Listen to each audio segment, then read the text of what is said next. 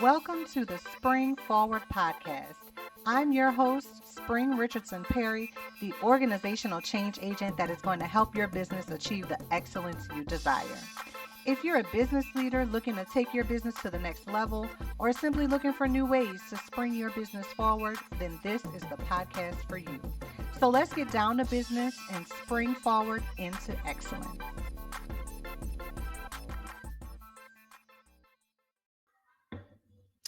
Welcome, guys, to another episode of the Spring Forward podcast. I am thrilled to have you join us today for a very special exploration of the powerful role that jazz can play in promoting peace. I'm your host, Spring Richardson-Perry, and we have a fantastic guest with us today, a true maestro in both jazz and peace advocacy, Rick DellaRatta.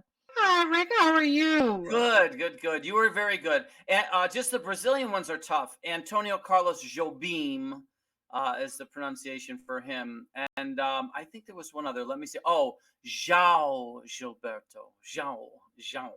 Because Ja. Portuguese has like like they have this vowel through the. It's kind of a nasal vowel, and we don't have it in our in our language. So they have a lot of words like coração, and all these kind of saison, and they have it all. They have all kinds of words and phrases that end with that nasal sound. It's kind of interesting. It is very interesting. I've never been I took French my whole life in school, and so I'm better with those names and those backgrounds as opposed to like the Spanish, the Portuguese, Italian, those sorts of things. I sort of butcher that. So forgive me, guys. I No problem. I apologize. only know how to kiss in French. Don't we all? Everyone can at least learn that, right? At least. It is well. Thank you, Rick, for being here today. It is such an honor to have you on the show. I am super excited to get just to dive right in today. So, first, let's start by diving into the concept of jazz for peace. Can you share with our listeners what inspires you to blend jazz with the pursuit of peace?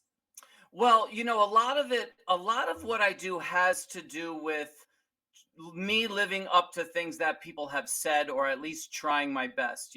And then with Jazz for Peace, I started to try to live up to maybe my own standards of trying to unite what the music meant to me as a human being and how it fits what I feel about what we all should be doing as human beings, trying to make a positive difference in our communities and trying to combat, some of the negative things in the world. I mean, we all have a chance to make a difference, every single one of us.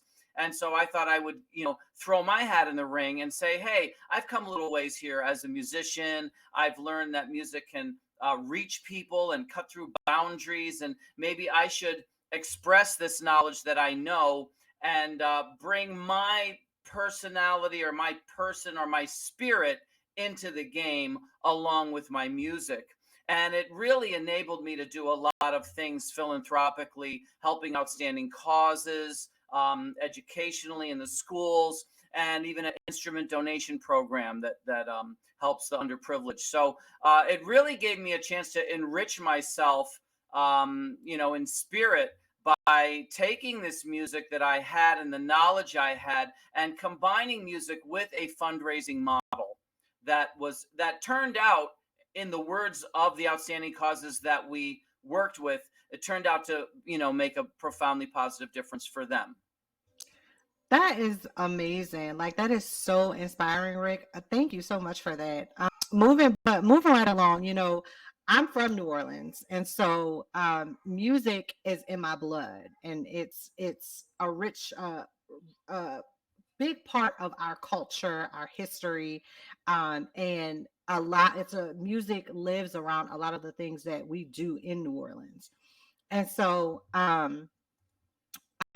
talk to me about jazz and how it's often referred to as a universal language. How do you believe that the language of jazz can bridge cultural gaps and foster understanding among diverse communities? Well, one thing about jazz is that it's a great American art form, and America itself is a kind of universal. People came here from all walks of life. They all brought what they were about. They brought their culture. They brought their heritage. To America. It was the melting pot. You have your Ellis Island where all the people came on the boat and all of that stuff. And then you have the music, which even the word jazz is a misspelled word. It comes from it's a Creole word. It's good that you brought up New Orleans because jazz. I went to Haiti to play a concert to help an outstanding organization there that has a scholarship funds for Haitian children to go to school. And there was a big sign, giant big sign that said, "Welcome, Jazz for Peace," JASS, instead of JAZZ. So I saw that. Now, I had only seen that spelling one other time, and it was a friend of mine that I went to school with, and he was a trumpet player in the Louis Armstrong type of style. He was really deep into that real the tradition of the origins of jazz, and he had a band called the Bourbon Street Jazz Band, and he also spelled it JASS. And he was one of those kind of sticklers for authenticity. And I called him up and said, "Hey, I just got back from Haiti. You're not going to believe this." And he said, "Well, that's the." And because I never asked him why he called. So if you see next time you go to New Orleans, check around and see if there's those real traditional New Orleans bands that really play the origin, of where jazz came from. And you'll see that some of them at least will spell it JASS. So now you have this Creole word that came here to even give us the name jazz. And, that started in Ghana, where, by the way, I had been to Ghana before Haiti, and they took me to the slave castles, and they showed me all kinds of historical facts about Ghana, and I played a concert there. And then, they came on ships to Haiti, and then they came from there to New Orleans. So that's how that started. And now, of course, you had contributions from everywhere. I mean, you had rhythms that were coming from Africa and also Brazil. You had harmonies that come from Europe.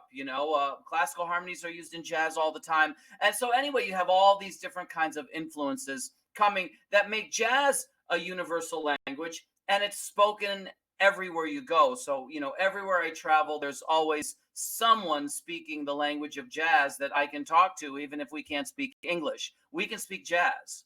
And I then, love it. yeah, you really can. I mean, people say, "How many languages do you speak?" And I say, "I really only speak two languages fluently, English and jazz."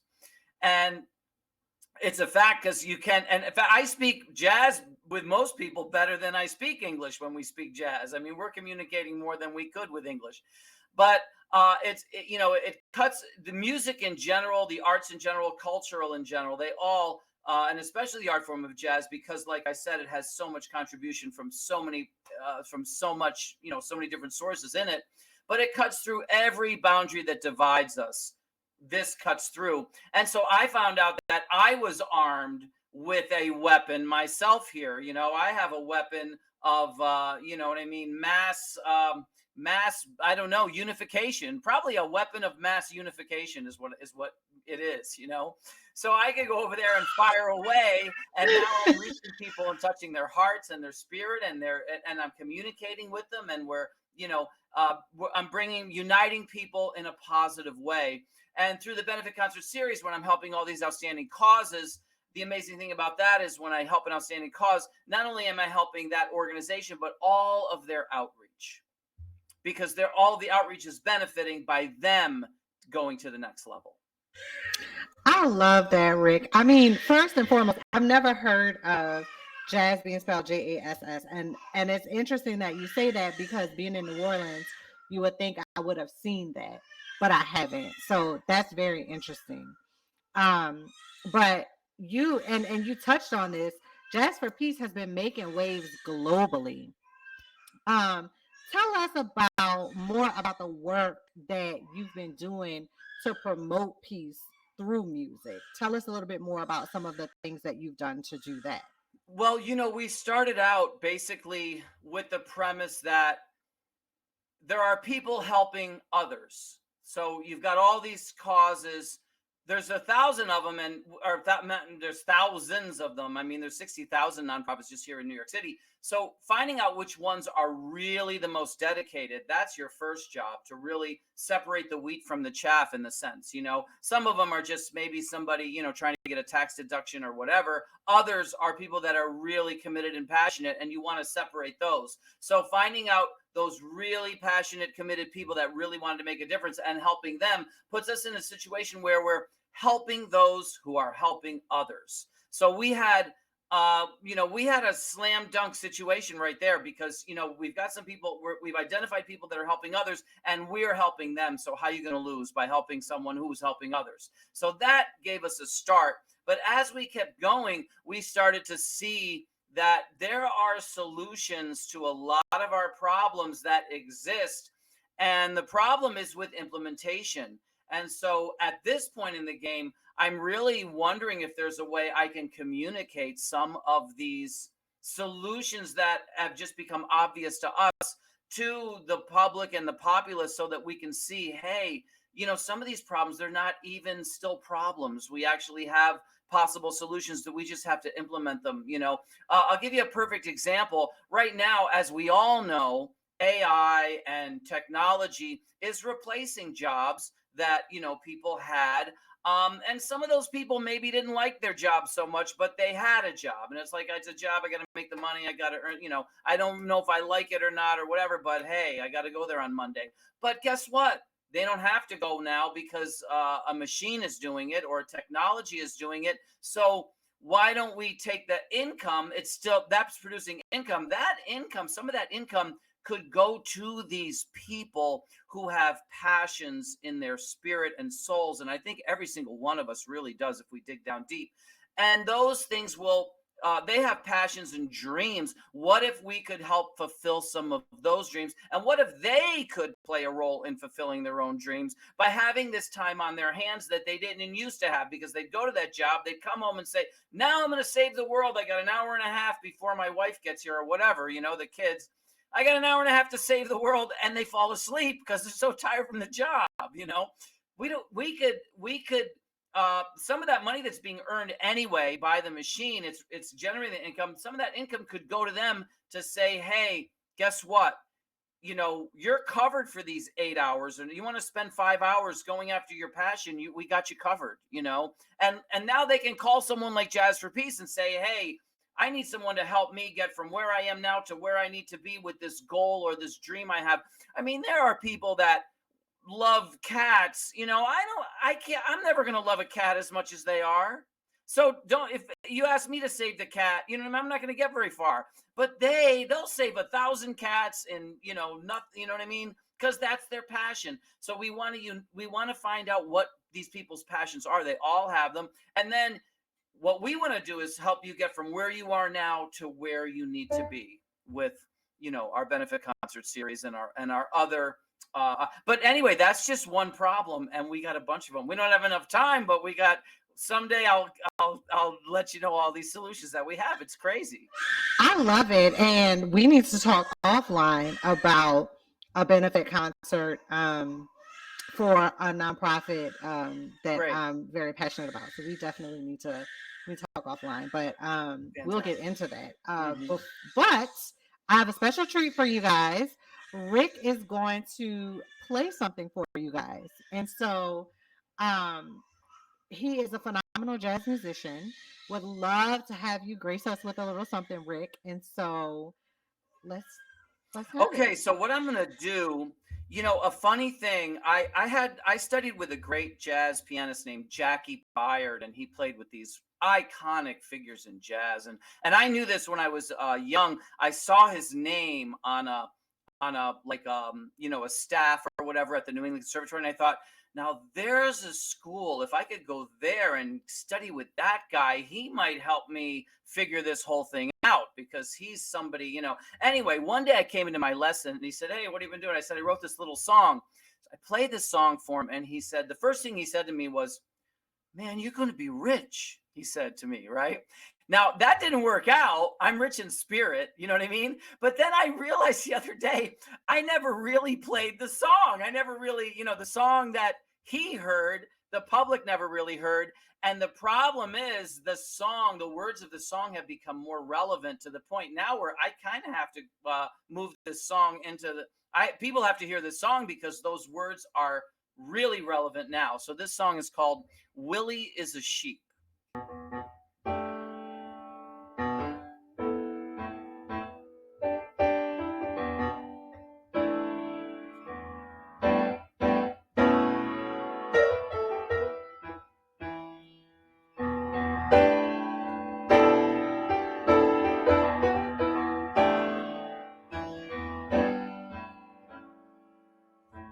Willie is a sheep. He don't have his own opinion. Willie is a sheep. He only thinks what the other sheep are thinking. He don't care if he's not saying what it really means. He'll just smile and grin, long as he fits in. He don't want what's right for me, but he ain't never gonna be free.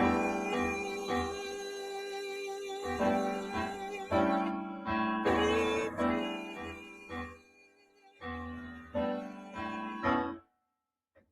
Willie is a sheep.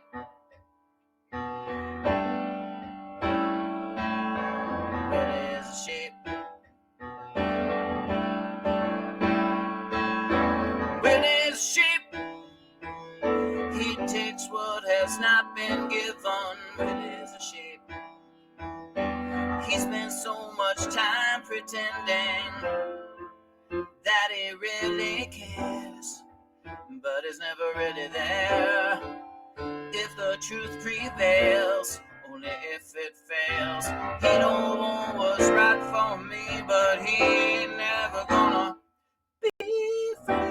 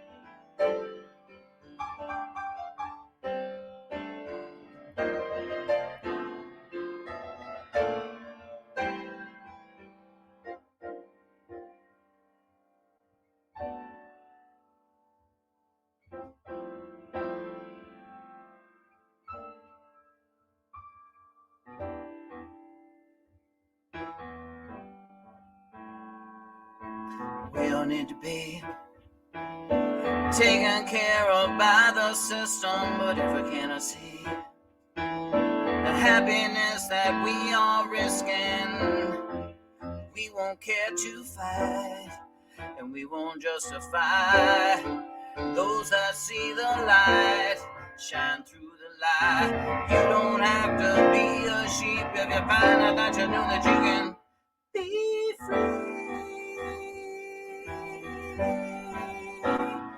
Be free.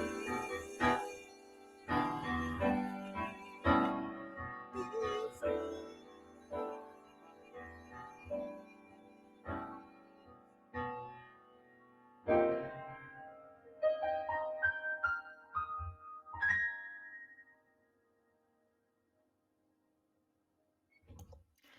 That was amazing. Thank you, Rick. Thank you so much. I My, hope you guys enjoyed that. That was awesome. Thank you, Rick. my pleasure, Spring. This is amazing, guys. As you all know, season 2 is all about community, and I love to see this, what you're doing for the community, Rick. You are going and not just your local community, not just the community here in the US, but all over the world, bringing jazz so that you can bring a sense of peace. And I really love this concept because one, music really has a way of giving you this feeling, right? Like you hear music, and some music can just make you feel just wonderful. So there's some music that when you're sad, you listen to, and it just kind of helps you get through those feelings. There's some music that when you listen to it, it makes you angry. But when you think about using jazz to make peace, I mean, that is just, it's so beautiful to me. Because I can literally think of just a number of times just in New Orleans where there's been stuff happening, or people having a conflict of some sort, and as soon as the music starts playing, like all the issues are just kind of forgotten about, and people are enjoying themselves with the music and reconnecting with that good peaceful feeling again. And so, once again, Rick, I just love what it is that you're doing here. And it just, jazz has the power to just transform people. Tell us, Rick, in your experience, how does engaging with jazz music influence personal growth and resilience? Great. That's a great question. People have often asked me that, like, how come it's not rock for peace, reggae for peace, country for peace, and what it is really, it boils down to something I said shortly after 9/11, because on the day of 9/11, I watched those events from a rooftop, and I ended up with a poem. I called the poem Jazz for Peace. And then, everything was like shut down for a couple of weeks. When they reopened the country, I had a concert in Savannah, Georgia, where I recited the poem. After that, I came back up to upstate New York, and everything had reverberated because 8,500 people had heard the poem down there, and just the energy had reverberated back up here. And a guy called me to do an interview, and in the interview, he said, we were just talking, and I just happened to tell him, I said, if we would embrace our greatest qualities, if we would just do this, such as creativity and artistry and intellectuality and humanity and all these kinds of things, I said, we would have a better chance at avoiding the behavior that leads to destruction. And I said off the top of my head, well, that got lifted, and it's by these famous quotes websites that I never even been to a famous quotes website, but now there's hundreds of them. And if you type in Rick DellaRatta famous quote into Google, and hundreds of these sites come up all over the world in all different languages with that sentence. But the fact of the matter is, if you look at the art form of jazz, what do you see? You see artistry, you see creativity, you see intellectuality, you see humanity, and you see all of these things that I said in my now famous quote. So the reason for jazz right there is because when you hear, when people come to these concerts, they hear all of these attributes that we should be embracing as a species and as individuals. And by doing so, we have a better chance. Let's put ourselves in a situation where we have the best chance possible to avoid the destructive behavior that we're seeing all around us. We need to improve our chances. I love it. There's so much um destructive behavior around us, and I don't normally like to get into politics, but we're talking about jazz for peace. And one thing right now that's happening is the issue over in Palestine with the Israelis and the Right. Arabs, I think it is, and Israelis and Palestinians. Well, check this out. One of the first things we did, or one of the first ideas I had once this got off and running, I asked my manager if she would call over the United Nations and tell them about this Jazz for Peace poem and tell them that I wanted to bring a multicultural band to the United Nations and do a concert in a show of how we can get along, all kinds of people. And eventually, she went through all of the whatever the maze of this person and that person being redirected to here and there. Who the heck next? She probably had to go through their home office in Scottsdale, Arizona. I don't know. I got that joke from David Letterman. But anyway, you know what I mean. Finally, this concert happens. I said, listen, when you put this band together, whatever you do, make sure there's one Israeli and one Palestinian in the band. So now that reverberated. And the truth of the matter is, we even have a idea for that. And people that have heard this idea are amazed. Of course, you're not hearing about it as much as you hear about the bad ideas, but not the good ones. But check this one out. We would, because I've worked with Israelis and Palestinians, played music with them together, so I know who I'm talking to, and I can tell you the Palestinians and Israelis that I have met and that I have worked with would vote in favor of this proposal that I'm going to tell you now. So basically, what we would do, there are funds allotted by numerous countries for these activities that are going on over there, and what I'm saying is, you give the people, right, Israel and Palestine, you give the people the opportunity to vote. All of them, let them vote for the possibility of taking these funds, and instead of using them for all of this bombing and all these things that they're doing, instead of that, redirect those funds to outstanding causes that are passionate about achieving their mission first. Most outstanding causes, what they're about is they're about achievement over profit. So they want to achieve their goals. And if you put it, those people, the funds would go through these causes to heal the actual people of Israel and Palestine. Both of them are hurting. When you deal with wars, even though maybe one wins, one loses, that everybody loses. everybody loses, and Yeah, it's a lose-lose situation. And right. the unfortunate part is it's more of a political thing than anything. The actual people themselves really want no parts of it, and so Right. it's just a really unfortunate situation. And like I said, I really don't like to get into politics and all this other Sure. stuff publicly, but um But it is you going know on in but it front is of our eyes. happening. And Yeah. this, to me, this jazz for peace that you're doing seems like it would be a great concept, and what you just described, in bringing it over there to sort of settle this conflict once and for all. Not And only, you're so right. It was settled it once and for all, because how are you going to have a war with two people that don't even want to have it, that just voted against it? You know, exactly. and I would get them. I would have them.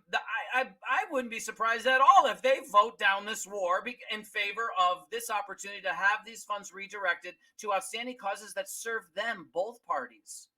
Even if they don't like each other, I'll tell you, I get people together that don't like each other or think they don't like each other all the time. And you know what they say? They say, you know what, I might not like him, but I like the children that you're helping with this concert, and so does he. And now they're being brought together on something that they do like. Oh, I'm muted. I'm sorry, but yeah, I mean, it's beyond me in terms of all the things that is happening over there. And I love, like I said, what you're doing here. And I'm like, what I guess what I'm moving towards here is how do you see this program continuing to play a role in addressing just contemporary societal challenges, excuse me. Like, how do you see your program continuing to address those things? Well, one thing I'd like to do is, continue the work that we're doing. Like, for example, the nonprofit that you had in mind, hopefully they'll watch this podcast and then send a little comment, which is what we grow for outstanding causes is called an empowerment tree. It's a tree because we don't believe that just funding alone solves any problem. Really, it often enslaves people, makes them addicted to the funding or dependent, even worse, on that funding for their services. But we want to do is liberate them. So funding is just one part of it.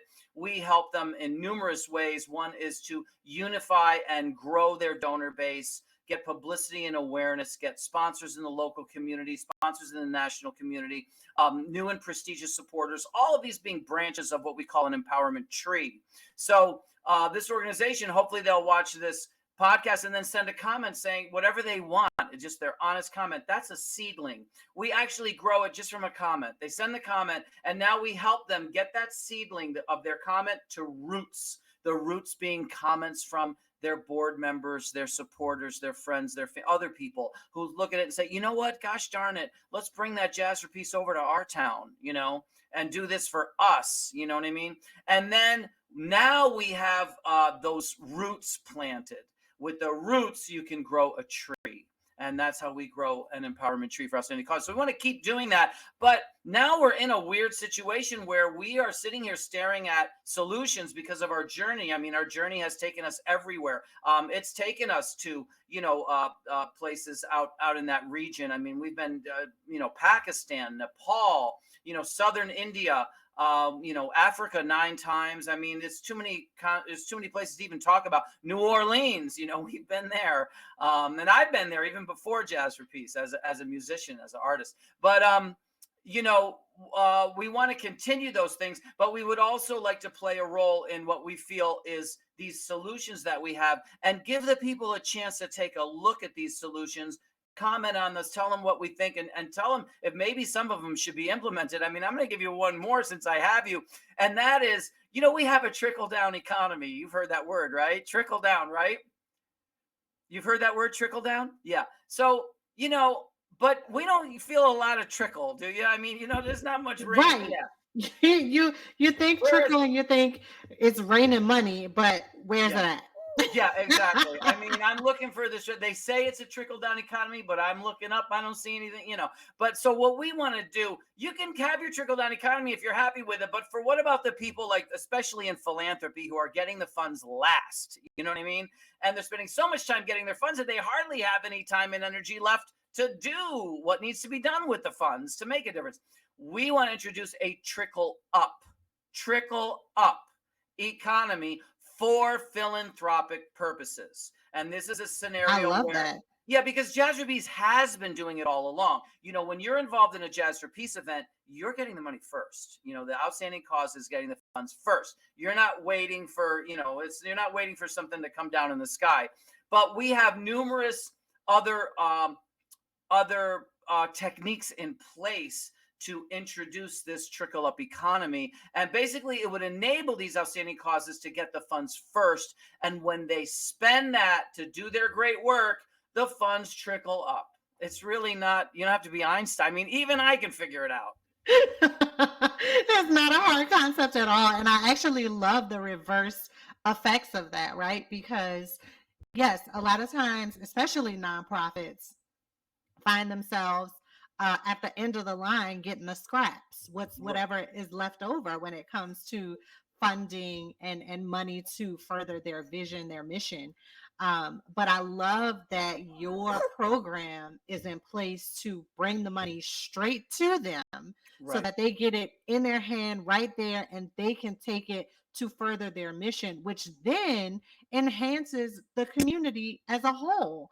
Because when they're able to do their work, and to do their work, it takes money.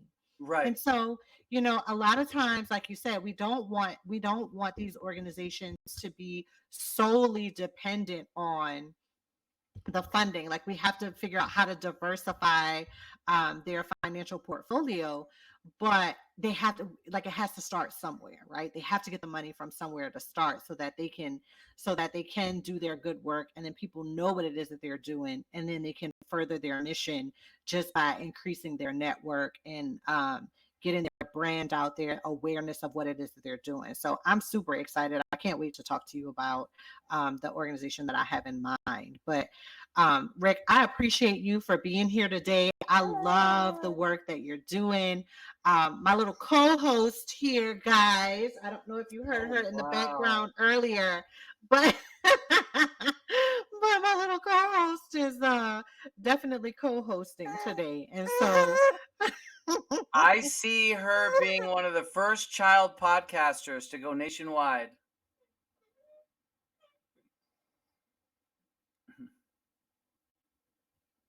she definitely is making waves. And so Yeah. I appreciate you being here, Rick. Guys, thank you so much for tuning into the podcast today. I just love what you're doing, you guys. Follow Rick if they want to get in touch with you. How do they reach out to you, Rick? So the best way, like I said, you can watch this podcast first, I would say, and then just send an email to info@jazzforpeace.org. So info at jazzforpeace.org. Just send an email with your comment, whatever that comment is, and we'll get that seedling. That's a seedling. Seedlings fall and don't become trees, but you never know. Yours might become one.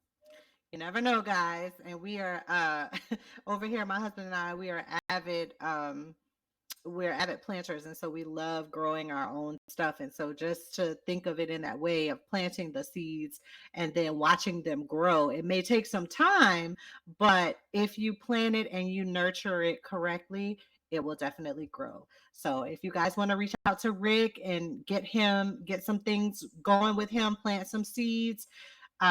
Again, his information is info@jazzforpeace.org. That is how you get in touch with him. Thanks so much, Rick. Thanks so much, guys, for tuning in. And remember, in the language of jazz, we find not just notes, but the common ground that unites us all.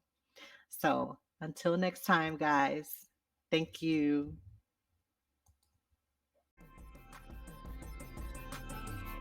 Thanks for listening to the Spring Forward podcast. I hope you were able to capture some of the gems that were dropped and are excited to start using the information to help your business spring forward into excellence. I would love to hear some of your biggest takeaways from this episode, so connect with me on LinkedIn or Facebook, or tag me on Instagram @springy_springtime. And don't forget to subscribe to the show so you don't miss an episode. And if you'd like to learn more about how we can work together, visit the website at time2springforward.org. That's TIMETOSPRINGFORWARD.org. And until next time on the Spring Forward podcast.